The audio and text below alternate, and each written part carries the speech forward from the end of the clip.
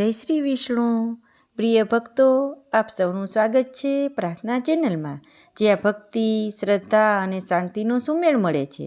આજે આપણે વાત કરવા જઈશું ભગવાન શ્રી વિષ્ણુની તે પવિત્ર રાત્રિ વિશે, જ્યારે ભગવાન 4 મહિનાની નિંદ્રાથી જાગે છે। હા ભક્તો, આજે આપણે વાત કરીએ છીએ દેવઉઠી એકાદશીની, જેને પ્રબોધિની એકાદશી તરીકે પણ ઓળખાય છે। આ દિવસે એવું શુભ છે કે આથી જ સૃષ્ટિમાં ફરી શુભ કાર્ય શરૂ થાય છે।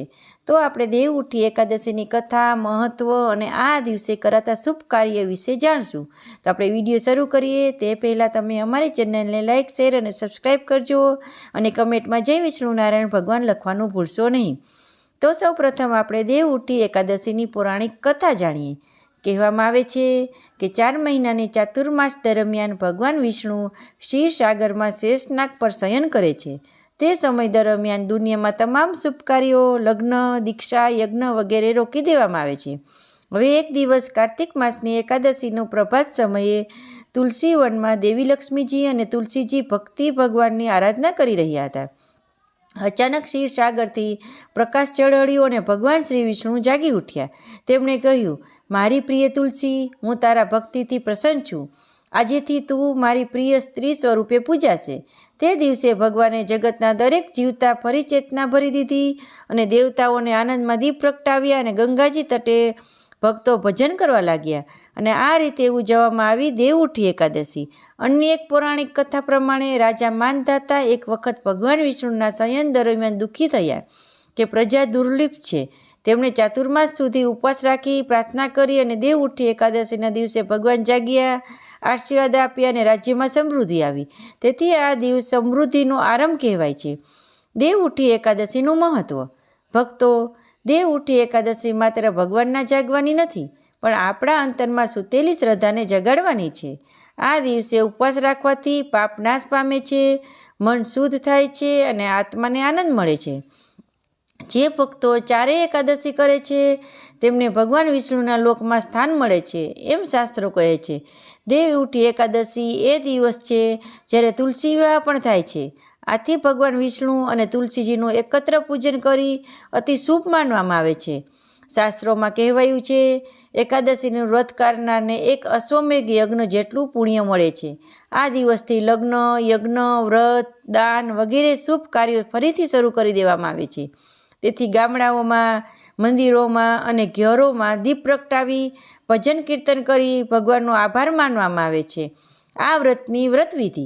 આ દિવસે વહેલી સવારે ઉઠીને સ્નાન કરો અને ભગવાન વિષ્ણુ તથા માતા લક્ષ્મીનું પૂજન કરો। શાલિગ્રામ અને તુલસીજીની પૂજા કરો। તુલસીના પાન અને વિના ભગવાન વિષ્ણુનું પૂજન અધૂરું ગણાય છે। પૂજાના સમયે આ મંત્ર બોલો, ઓમ નમો નારાયણ અથવા ઓમ વિષ્ણવે નમઃ। આ દિવસે અનાજ ન ખાવાનું, ફક્ત ફળ, દૂધ અથવા એકાદશીનો પ્રસાદ લેવાનો। સાંજે દીવો પ્રગટાવો, ભજન સાંભળો અથવા વિષ્ણુ ચાલીસા વાંચો। રાત્રે જાગરણ કરી ભગવાનના નામનો જાપ કરો। બીજે દિવસે દ્વાદશીના પ્રભાતે દાન કરી ઉપવાસ તોડવો, એટલે કે વ્રત પૂર્ણ થયું ગણાય। આ દિવસે કરવાના ઉપાયો। પહેલું કે તુલસી પૂજન। ઘરમાં તુલસીના પાનનો ઘીનો દીવો પ્રગટાવો અને ઘરમાં સુખ, સમૃદ્ધિ અને શાંતિ આવશે। બીજું, વિષ્ણુ ચાલીસા અથવા શ્રી સૂક્તમનો પાઠ। આ દિવસે આ પાઠ કરવાથી ધન અને ભાગ્યની વૃદ્ધિ થાય છે। ત્રીજું છે દાન અને સેવા। જરૂરિયાતમંદોને અન્ન, કપડાં કે દાન કરો, વિષ્ણુ ભગવાનની ભક્તિ વધે છે। ચોથું છે દીપદાન। ઘરમાં કે મંદિરમાં 11 દીવા પ્રગટાવો, એ પાપોનો નાશ કરે છે અને વિઘ્નો દૂર કરે છે। પાંચમું છે પરિવાર સાથે તુલસી વિવાહ કરો। આ એકાદશી સૌથી મોટો પુણ્યકાળી ગણાય છે। ઘરમાં તુલસીના કુંડામાં અને શાલિગ્રામ કે વિષ્ણુ પ્રતિમા સમક્ષ લગ્ન વિધિ કરવાથી ઘરની નકારાત્મક ઉર્જા દૂર થાય છે। આ દિવસના લાભ। જે ભક્તો શ્રદ્ધાથી આ વ્રત કરે છે તેમના જીવનમાં સુખ, શાંતિ અને ધનનો પ્રવાહ વધે છે।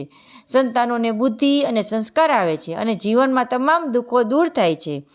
ભક્તો, ભગવાન વિષ્ણુના જાગવાની આ પવિત્ર એકાદશી આપણા જીવનમાં નવી શરૂઆત લાવે છે।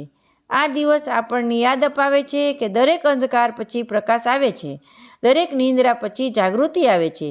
જો આ વિડીયોમાંથી તમને કંઈ પણ પ્રકારની પ્રેરણા મળી હોય તો કૃપા કરી પ્રાર્થના ચેનલને લાઇક, શેર અને સબસ્ક્રાઈબ જરૂર કરજો। તમે કરેલા દરેક સબસ્ક્રાઈબ અમને વધુ ભક્તિપૂર્ણ વિડીયો બનાવવા માટે પ્રેરણા આપે છે।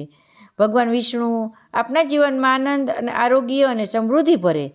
જય શ્રી વિષ્ણુ, જય તુલસી માતા.